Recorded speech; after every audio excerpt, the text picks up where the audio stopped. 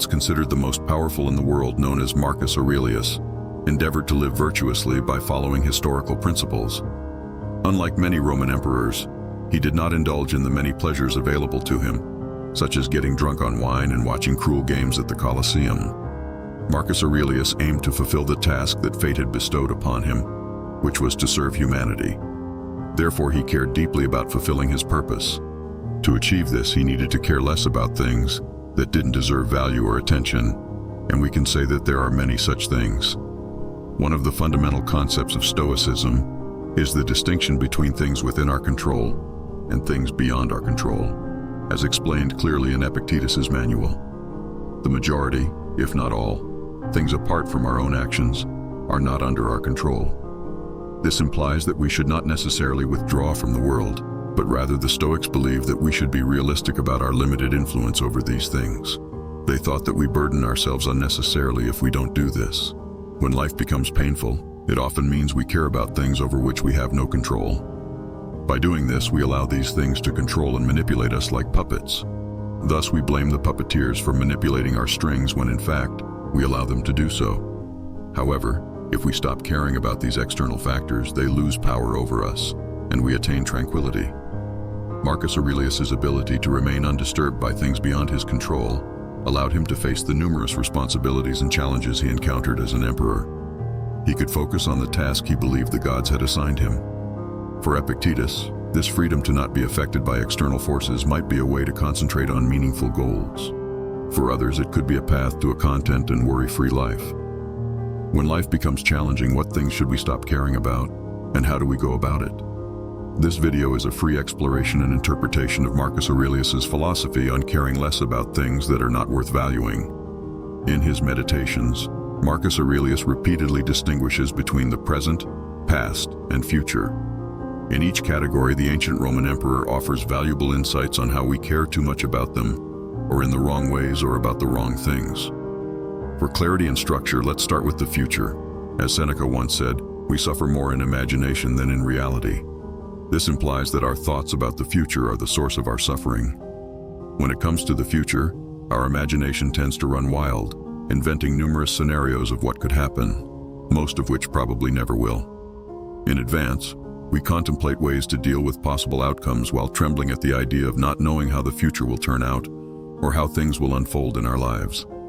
In some cases, what happens is what we anticipated, but in many other cases, fate surprises us, overwhelming us with events we couldn't have predicted, be they better or worse. For example, we might have spent years preparing for a well-deserved retirement that didn't come before the first day of our golden years, or a diagnosis of terminal cancer that gives us only a few months to live.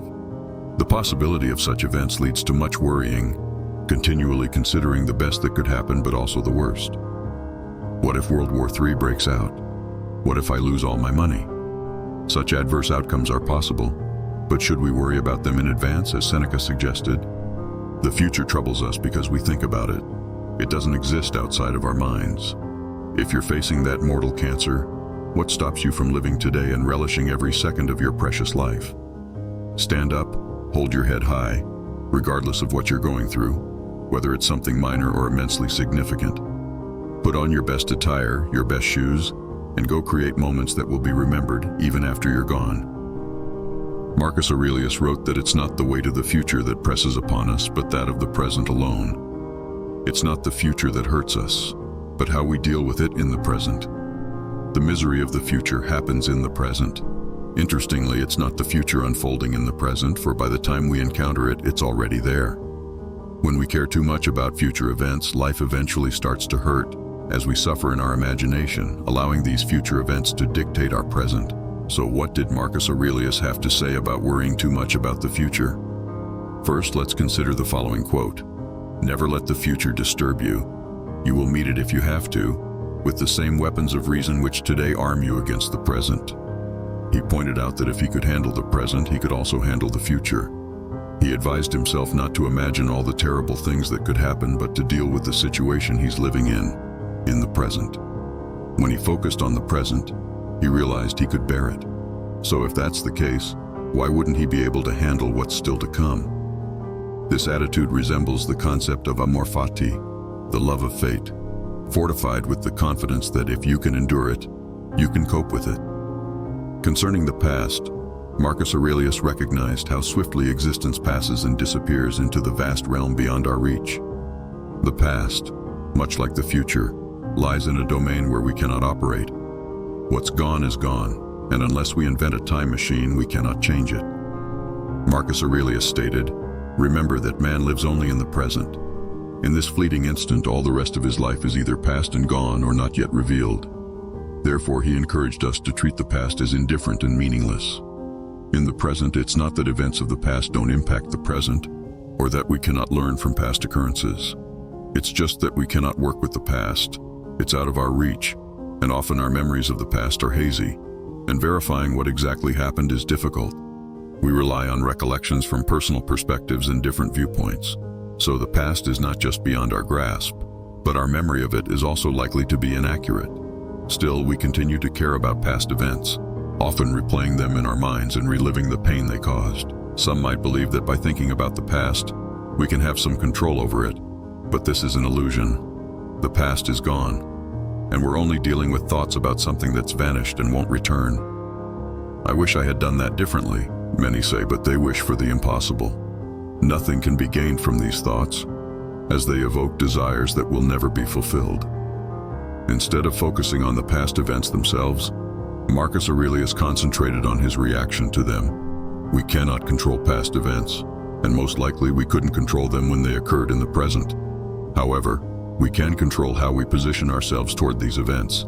Initially, we might consider the past an unfortunate circumstance. We might have had a challenging childhood or experienced the end of friendships or failed business endeavors.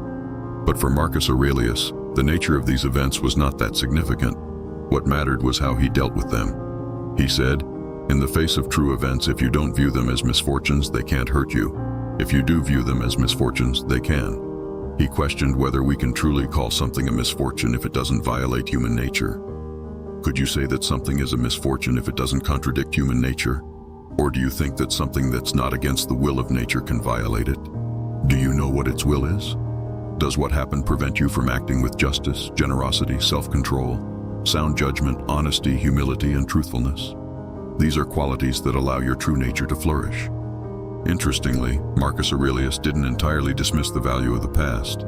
He considered the past as a guide, observing how things come and go in cycles, repeating themselves throughout history. This brings us to the present moment. Marcus Aurelius recognized that the present moment is all we have. It's a narrow field within our grasp, whereas the past and the future are vast realms beyond our control. The present is fleeting, and the rest of our existence is either gone or not yet disclosed. Yet we often fixate on those areas outside the present. We become dissatisfied with how life unfolds in the moment, either because things don't go as planned, or because our desires remain unfulfilled. This is when the present moment becomes a chamber of torment, where we suffer at the mercy of the future or are attached to the fleeting present. Marcus Aurelius's counsel is to fully engage with the present moment, embracing it as it is. He advises against letting our emotions be dictated by present circumstances, whether we dislike what's happening or cling to what we have. He suggests that the way the world unfolds isn't within our control, but our reactions are. While we cannot control external events, we can control how we respond to them. Marcus Aurelius viewed the laws of nature as his instructor. If he resisted nature or felt anger or sadness towards it, he'd be a deserter, escaping from the very things he should be aligned with. This is the art of living, not about how incredible and fortunate our external circumstances are, as they are unstable, fragile, and volatile. It's about how we approach the events we encounter. This is what we should care about, cling to. Do your best to live in the present no matter the circumstances you face. Start the change with something within your reach. Just start. Don't look at others. Don't look to the future. Don't look at the past. See what's right in front of you and simply start. I hope you achieve the positive outcomes you aspire to in life. Remember, your motivation might wane at times, but persist and remain consistent in all that you do. Thank you for watching this video. If you found value in it, remember to like and subscribe to the channel. If this content resonated with you, I'll leave 2 videos here that you might find interesting to watch as well. Until next time.